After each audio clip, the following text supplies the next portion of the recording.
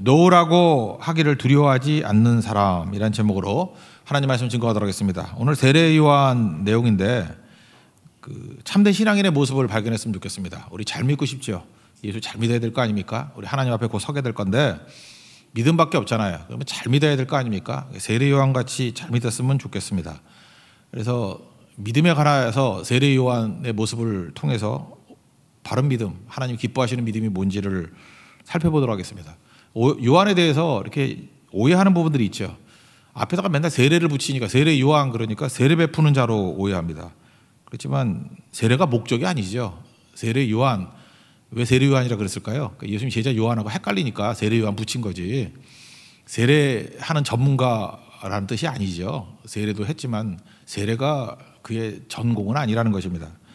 또 설교한다 그랬죠. 뭐 광야에서도 많은 사람들이 몰려들었다 그러는데 그는 뭐 사람들이 듣기 좋아하는 설교, 인기 있는 설교, 뭐 부흥하는 설교 그런 거 아니었어요.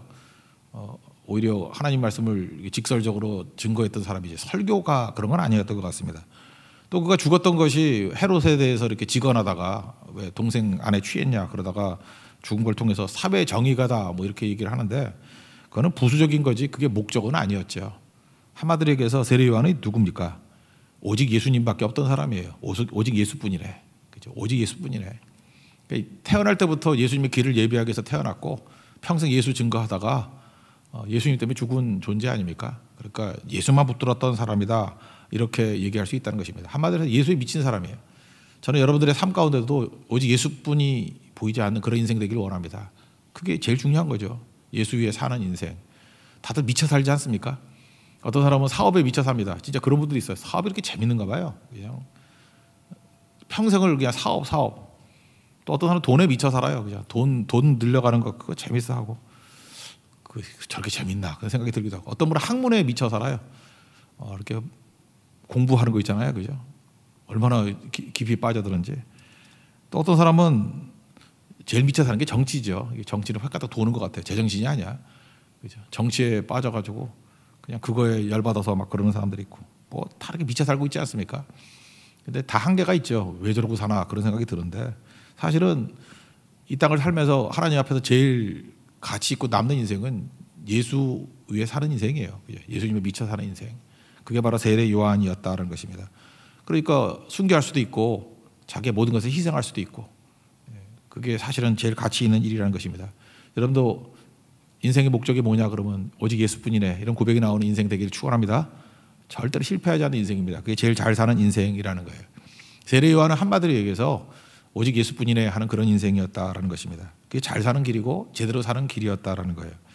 그러면 이렇게 제대로 살기 위해서 필요한 게 뭐냐? 오늘 세례 요한을 통해서 배울 수 있는 건데 첫째는 자기 자신에 대해서 노라고 말할 수 있는 사람이 돼야 된다는 거예요. 자기를 갖다 아무것도 아니다 이렇게 말하는 인생이 돼야 된다는 것입니다. 사람들이 막 모여들고 인기 좋으니까 너 누구냐 이렇게 물었습니다. 누구냐? 그랬더니 지금 많은 사람이 물을 때 지금 의구심을 갖는 게 뭐예요? 너 그리스도냐? 뭐 이런 거죠. 메시아냐 네가? 그럴 때 이렇게 어렴풋하게 얘기하지 않고 나는 그리스도가 아니다. 노라고 정확히 얘기하잖아요. 이게 굉장히 중요하다는 것입니다. 이 땅을 살아가면서 우리도 자기를 과장하거나 자기 환상을 갖거나 사람들이 나에 대해서 기대를 가지면 그 신비주의 전략이라 그러죠. 이렇게 말 안 하고 은근히 보내고 뭐 이러는 거. 그거 아니라는 것입니다. 나는 그리스도가 아니다. 이렇게 명확히 말해야 된다는 거예요. 오늘 본문 읽어볼까요? 19절 20절 읽겠습니다. 시작. 유대인들이 예루살렘에서 제사장들과 레위인들을 요한에게 보내어 내가 누구냐 물을 때 요한의 증언이 이러하니라. 요한이 드러내어 말하고 숨기지 아니하니 드러내어 하는 말이 나는 그리스도가 아니라 한데. 이게 중요한 거죠. 나는 그리스도가 아니다. 이게 되게 중요한 거죠. 요한은 어찌 보면은요 약간은 좀 파격적이지 않습니까? 그 다른 성경 뭐 마태복음 같은 데 보면은 마태복음 우리 배웠잖아요. 3장에 보면 옷은 낙타 털옷 입고 그다음에 허리에는 가죽 띠고 그다음에 뭐 음식은 메뚜기 석청 먹고 좀 특이하죠. 이러고 다니면서 그죠? 이렇게 행색이 파격적 아닙니까? 여러분 생각해보세요. 제가 이렇게 막 머리 막 풀어헤치고 머리가 없어서 힘들겠지만 하여튼 가발서까지 막 풀어헤치고 그죠?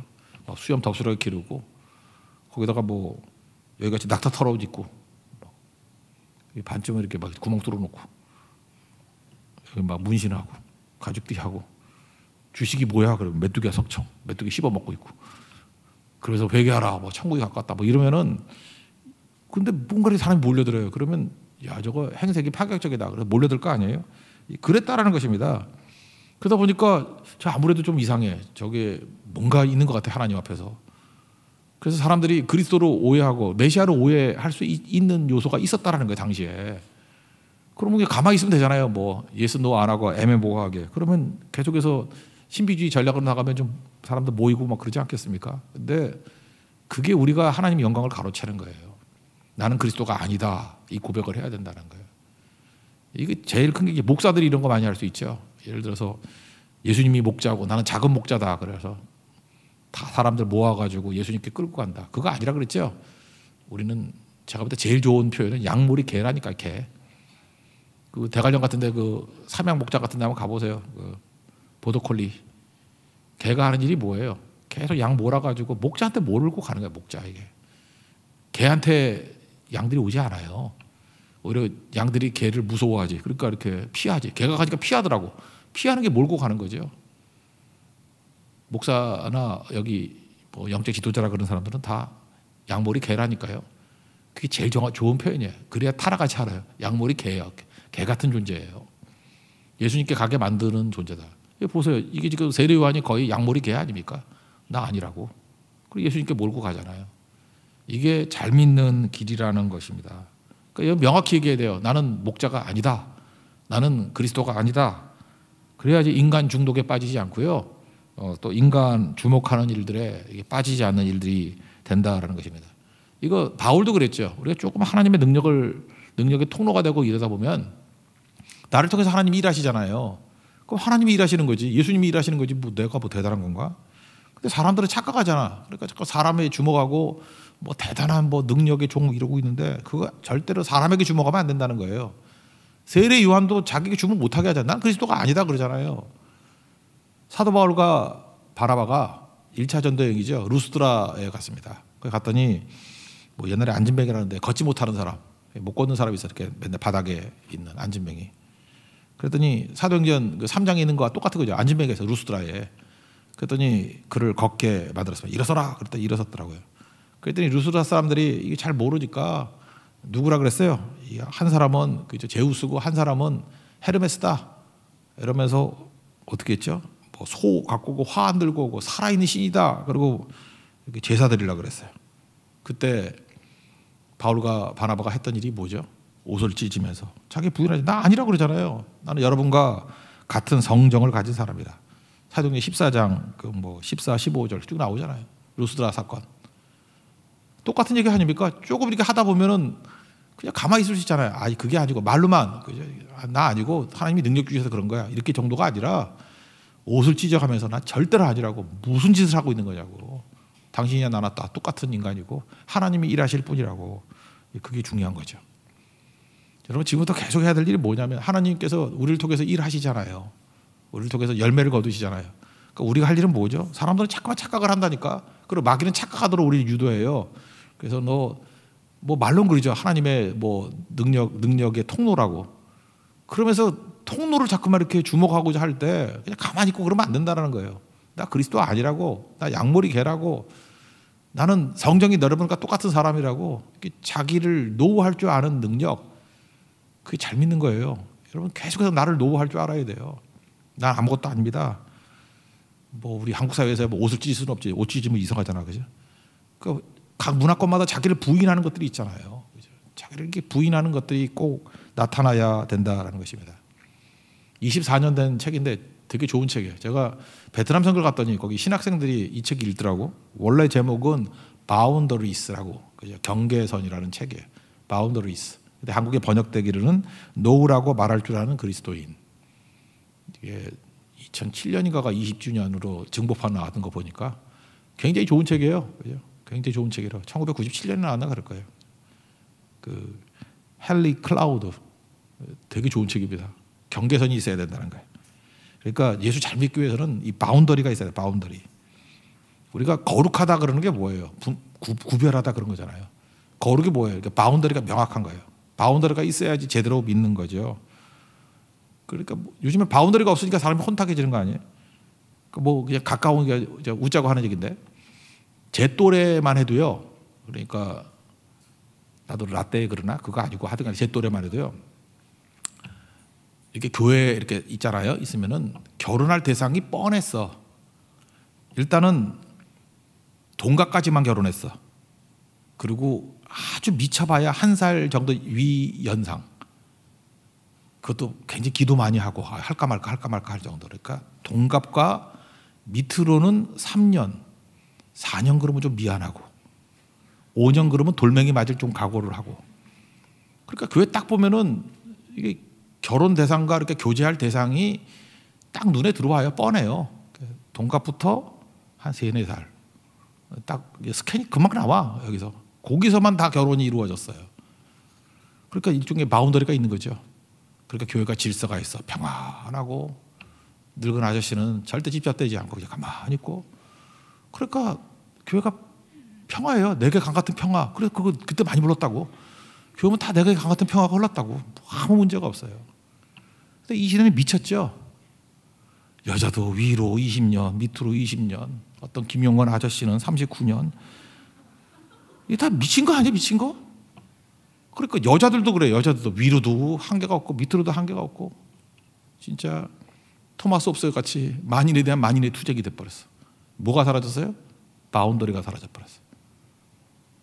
그리고 옛날에는 뭐 처녀가 천국끼리 결혼했는데 지금 뭐 그것도 아닌 것 같아. 뭐 돌싱도 많아졌고 뭐 하다못해 뭐 유부남끼리도 뭐 난리가 벌어지고. 그러니까 바운더리가 다 깨져버린 거예요. 믿음이 뭐예요? 경계선이 있는 거라고. 그래서 이 책에서 강조하는 것들이 뭐냐면 이거예요. 경계, 바운더리가 있어야 된다. 먼저 가족끼리도 바운더리가 명확해야 되죠.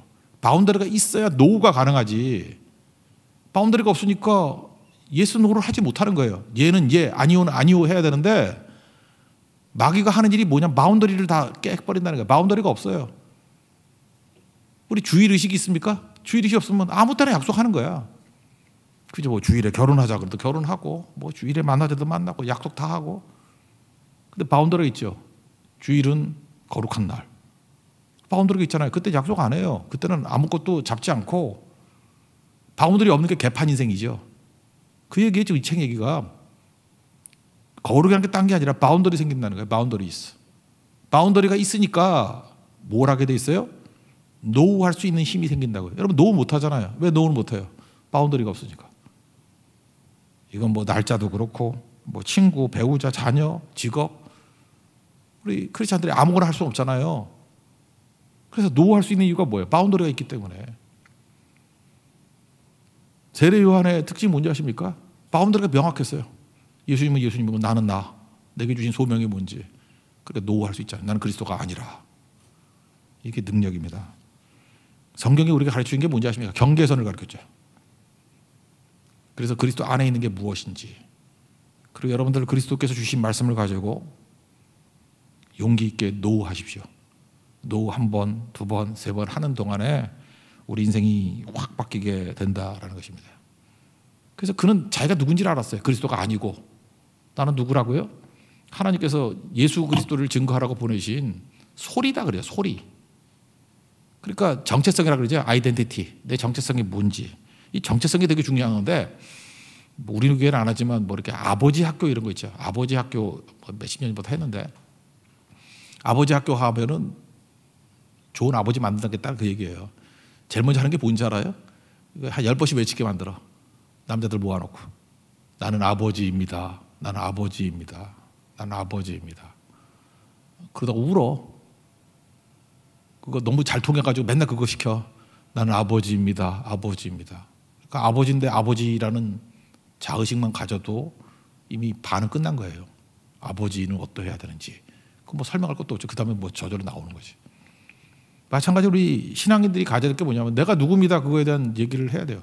세례 요한의 강점이 그거라고요. 나는 그리스도가 아니다. 내가 누군지를 명확히 알았어요. 내가 누군지. 내가 누구예요?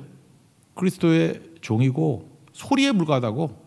그래서 자기가 누군지에 대해서 이사야 40장에 3절부터 5절까지의 말씀을 근거로 둔 거라고. 나는 광야에 외치는 자의 소리다.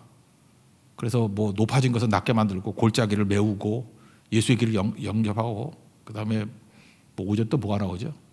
여호와의 영광을 그 아들에게서 본다고. 예수님의 영광을 보여주겠다고. 그래서 이사야 40장 3절, 4절, 5절을 보면서 이게 납니다. 그러니까 인격체도 아니라는 거죠. 광야에 외치는 자의 소리라고. 나는 소리에, 사운드에 불과하다고. 사운드. 보이스는 인격에서 나오는 소리잖아. 보이스가 아니에요. 사운드라고. 나는 사운드에 불과합니다. 그러니까 파이프에 불과합니다. 얼마나 대단한 거예요. 나는 그게 아닙니다. 그러니까 그 다음에 나오는 게 뭐죠?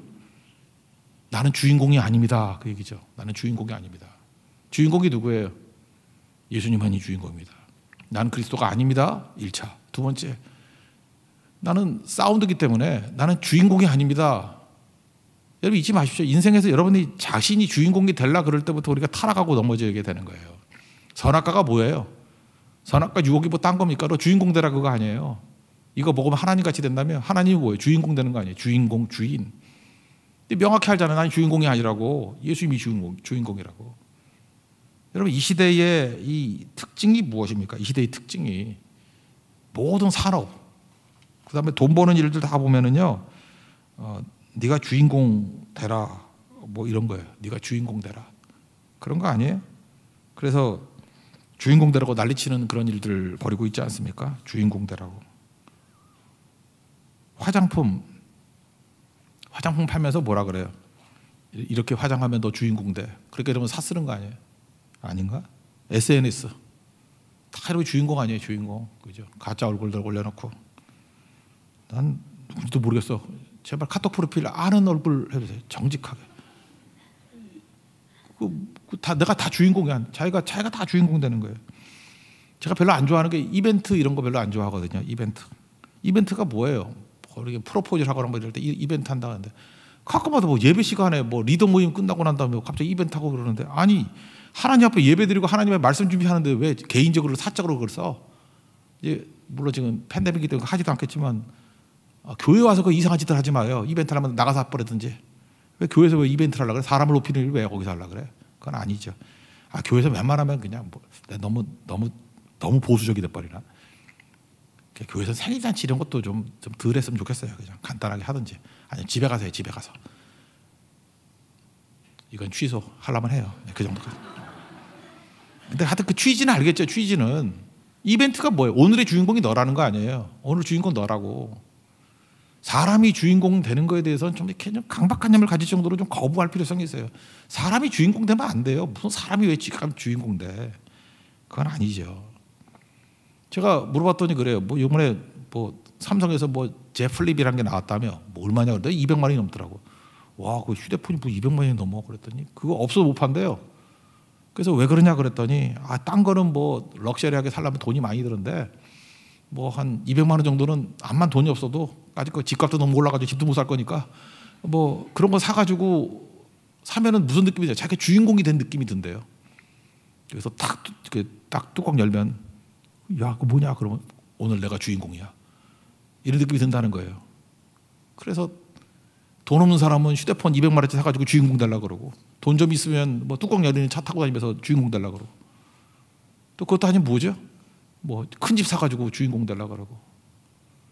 전부 다 이 시대가 뭐예요? 내가 주인공이다. 내가 주인공이다.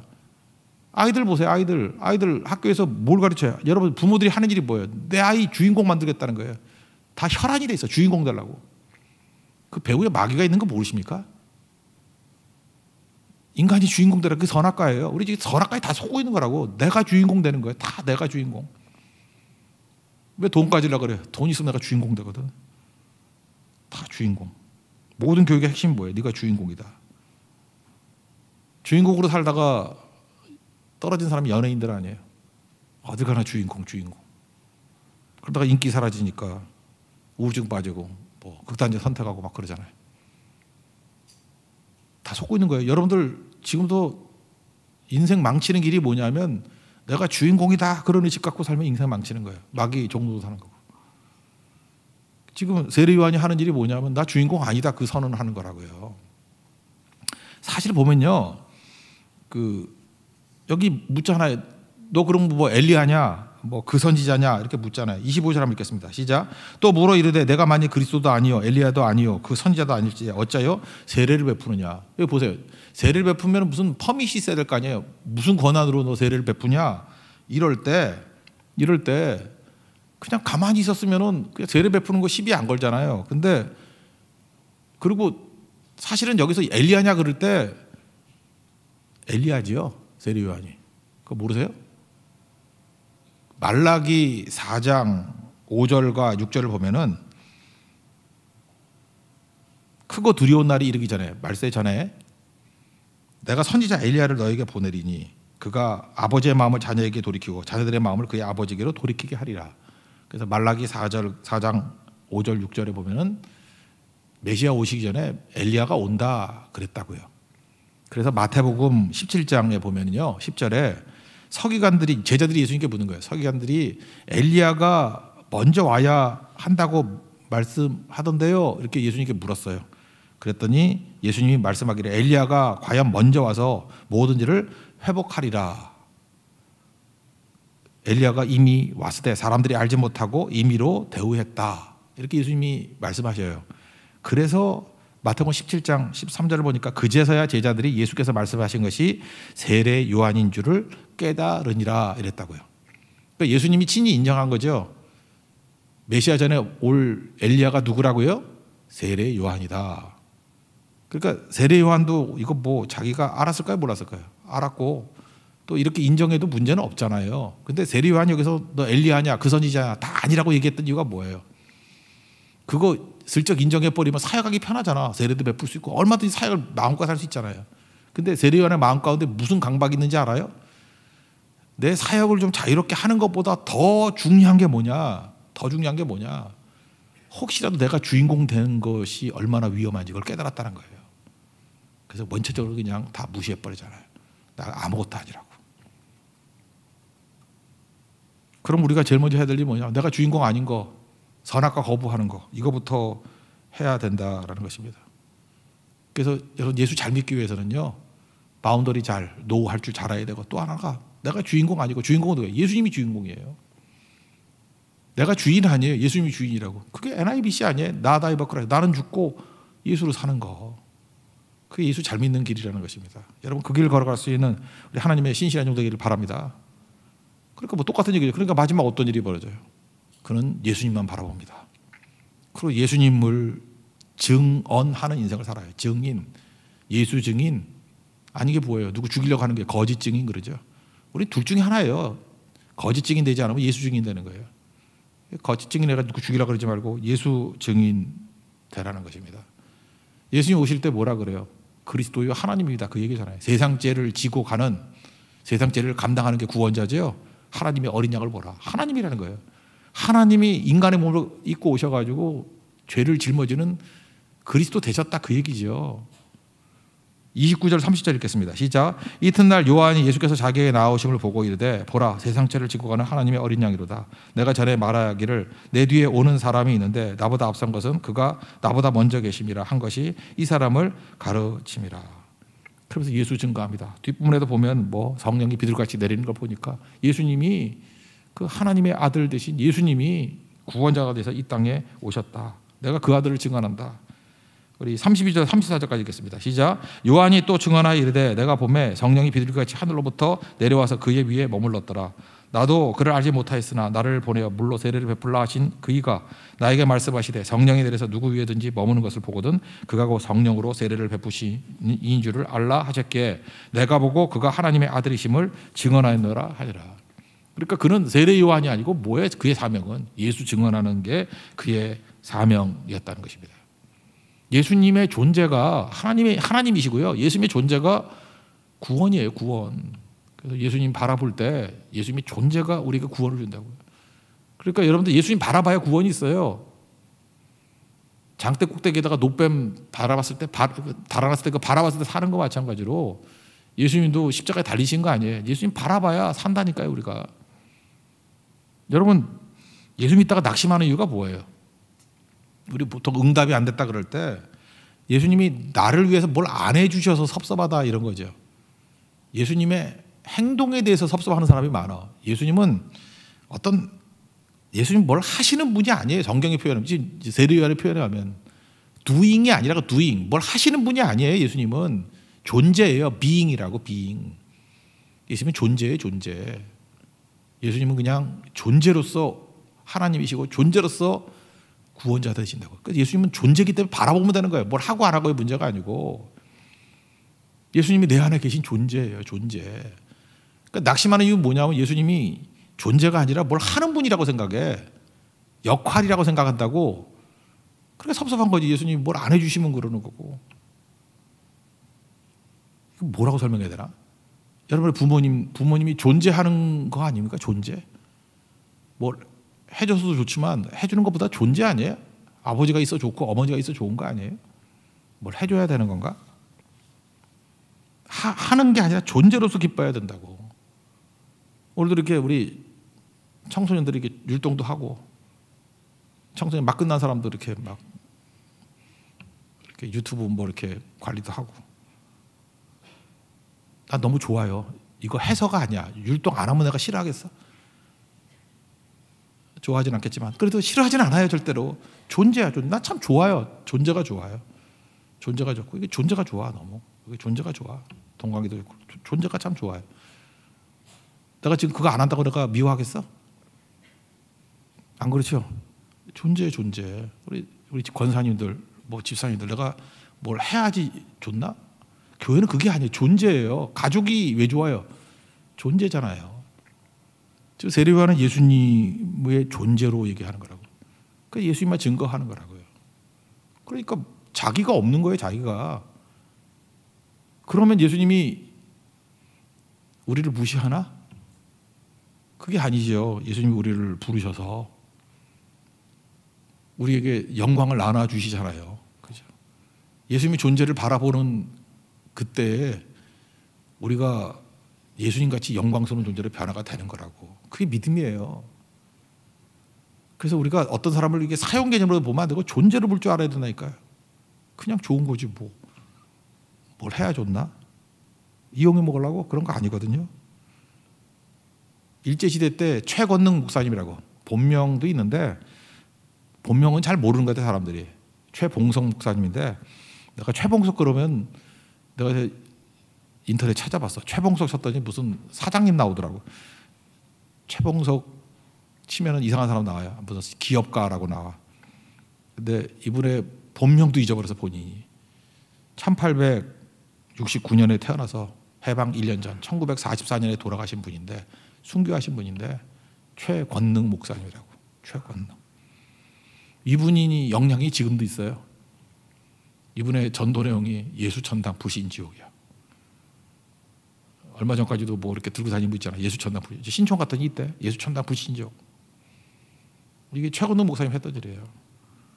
참 촌스러운 것 같지만 이분 일제 때 일본 경찰 순사들이 끌고 가서 때리고 고문하고 이분 때문에 일본 순사 가운데도 예수 믿는 사람이 있었대요. 왜냐?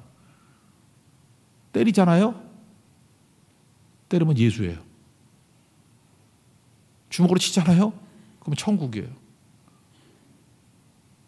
그러니까 고문하던 사람이 두려움에 떠는 거예요. 고문에서 두려워 떠는 게 아니라 예수, 천당, 불신, 지옥. 그러니까 고문하면서 그걸 얼마나 많이 듣겠어. 예수, 천당. 퍽 치면 째려버려 불신, 지옥. 이분 그러신 분이에요. 그러신 분. 그러다가 순교하셨잖아요. 예수님밖에 없는 분이라고. 그랬더니 모든 영광과 능력이 이분 통해서 다 드러난 거예요. 내가 지금도 뭐 똑같이 하라는 얘기는 아닌데 이게 좀 약간 세련되지 못했지만 이분 내용 속에 들어가면 예수님밖에 없어요. 저는 우리 크리스찬들이 좀 그랬으면 좋겠어요. 우리 교회가 좀 그랬으면 좋겠어요. 내 소망이 그래요. 최권능 목사님 같이 되는 거. 예를 들어서 예수 믿는 사람이라 할지라도 테레사 수녀 그러면 테레사 수녀 내가 선입견인가? 테레사 수녀 참 훌륭하신 분이죠. 예, 훌륭하죠. 테레사 수녀. 테레사, 마더 테레사. 예수님이 생각나나요? 마더 테레사. 그럴 때 예수님이 확 드러나고 이러나? 마더 테레사. 그러면 가난한 사람이 생각나지 않아요? 안 그런가? 마더 테레사. 그러면 죽어가는 사람이 생각나지 않나? 우리 그럴 수 있잖아요. 어떤 목사님이 너무 훌륭해. 그랬더니 어떤 목사님 그러면 막 제자 훈련만 생각나. 예수님은 생각이 안 나고. 또 누구 욕하는 것 같이 보이나? 나 욕하는 거 아니야 지금. 어떤 목사님 그러면 무슨 교회 분립 이런 것만 생각나. 아, 이분 참 이거 훌륭한 일 많이 하셨네. 뭐 어떤 목사님 그러면 또 뭐가 생각나나? 뭐 이렇게 그냥 그 이미지. 세례 요한이라 그러면 이거 거부했을 거라고. 이렇게 살면 잘 사는 건 아닌 것 같아. 분명한 건. 명확하게 이렇게 살면 안 돼요. 이거 틀린 인생이에요. 이게 잘 산 인생은 아니에요. 그분 누굴 생각하면 그냥 예수님만 생각나야 돼요. 세례 요한이 그렇죠. 예수 빼놓으면 아무것도 없어요. 예수님이에요. 예수님. 오직 예수뿐이네. 왜? 항상 주님과 동행했기 때문에. 주와 함께 죽기도 하고요. 주와 함께 고난당하기도 하고요. 주와 함께 살아나는 겁니다. 그게 성도의 삶이에요.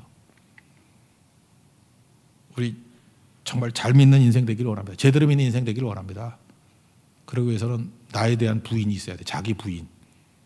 나 그리스도 아닙니다. 나 주인공 아닙니다.